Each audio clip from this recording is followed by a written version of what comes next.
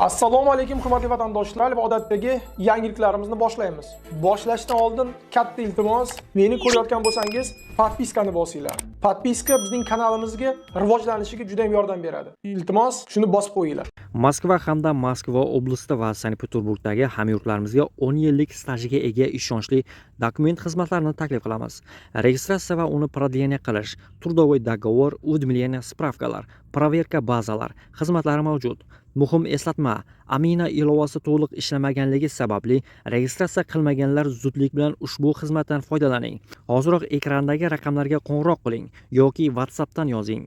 Diqqat, tezkor xabar. Alisher Qodirov Rossiyadagi migrantlarni ketishga chaqirdi, qaytishga emas.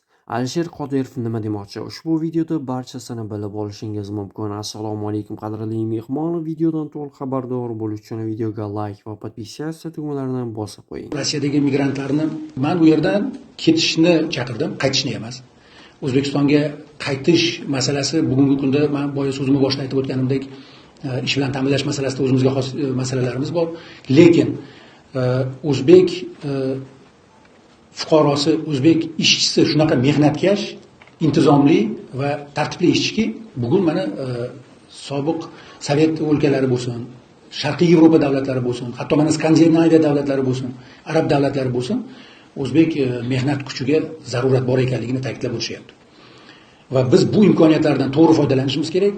Rossiyadagi agar mana shu kamsitishlar ommaviy xarakter oladigan bo'lsa, albatta u yerda hech kim o'zini bexatar qilib ishlash kerak emas. Chunki Rossiyada oladigan oylikdan yaxshiroq oylik olish mumkin bo'lgan imkoniyatlar ko'paydi bugun. Va o'zbek o'g'loni, o'zbek fuqarosi birinchi o'rinda, albatta davlat orqasida turadi har biri, lekin birinchi o'rinda o'zini g'ururi, o'zini qadri bilan unga nisbatan kamsitish munosabati bo'layotgan joyda ishlamasligi kerak. Shu sababli men ularni u yerdan ketishni va davlatimiz bugungi kunda yaratayotgan boshqa imkoniyatlardan foydalanishni chaqirib qoldim. Demak, mana shu Skandinaviya o'lkalari, bugun Shvetsiya, Norvegiya, Daniya davlatlari o'zbek muhojirlarga qattiq qiziqish bildiryapti.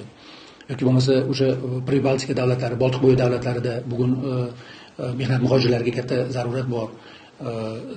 Masalan, sotsialistik lager davlatlari, oldingi Polsha, Ruminiya kabi davlatlarda juda katta bozorlar bor.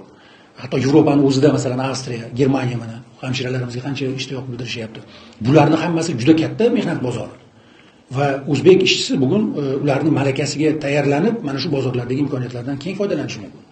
Aynan shu sababli men ularni Rossiyadan O'zbekistonga qaytinglar degan ma'noda chaqirib berganim yo'q. Meni chaqirig'im Rossiyada o'zinglarni kamsitirib qo'ymaydi. Ketinglar bu yerdan. Sizlarni mehnatinglarni qadriga yetishsin kerak bo'lsa. Sizlarni boshqa joylarda katta oyliklar bilan kutishyapti degan chaqiriq edi bu. Va shu chaqiriqni yana bir marta takrorlamoqchiman. Hech qayerda o'zbek o'zini xor qildirib qo'ymasligi kerak. Chunki o'zbekning mehnatkashligiga, o'zbekning sadoqatliligiga, o'zbekning tartibiga bugun dunyo mehnat bozorida katta ehtiyoj bor. Moskvadagi qurilish maydonchasida fojia yuz berdi. Shaharning janubi-sharqidagi qurilish maydonida 2 ishchi balandlikdan yiqildi. Ma'lum bo'lishicha, ikkalasi ham migrant ishchilar bo'lgan. Hodisa 13 yanvar kuni kechqurun Ryazansk prospektida sodir bo'lgan. 39 yoshli erkak yiqilish paytida og'ir tan jarohatlaridan darhol vafot etgan. Uning sherga tez yordam mashinasida kasalxonaga olib ketilgan.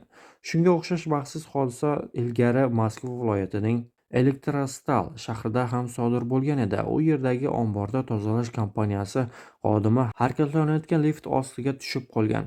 Hamkasblari darhol unga yordamga shoshilishdi. Ayol tirik qolgan, ammo dastlabki ma'lumotlarga ko'ra, u umurtqa pog'onasidan jarohat olgan.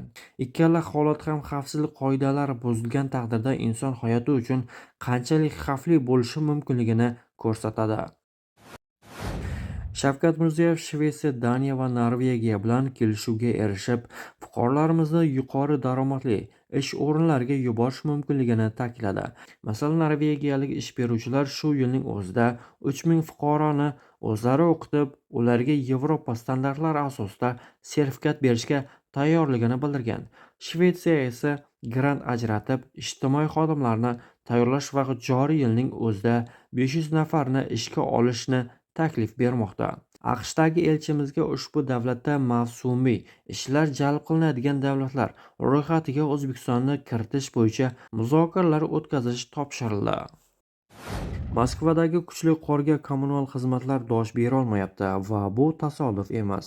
Yillar davomida Markaziy Osiyodan kelgan migrantlar ko'chalarni tozalash yukini yelkalariga olgan edi.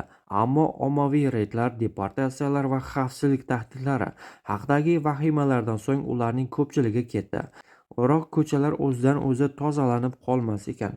Ularning o'rniga olib kelingan hidlar bunaqa katta qorni ko'rib ko'chaga chiqa olmay qo'yishdi.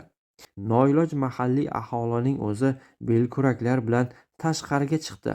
Avtobuslar, mashinalarni qordan kavlab olishdi. Kommunal xizmat xodimlarini la'natlashadi. Ayrimlari yaqindagina Markaziy Osiyoliklarga chamadon, vokzal, uy deb baqirganliklarini eslashmoqda.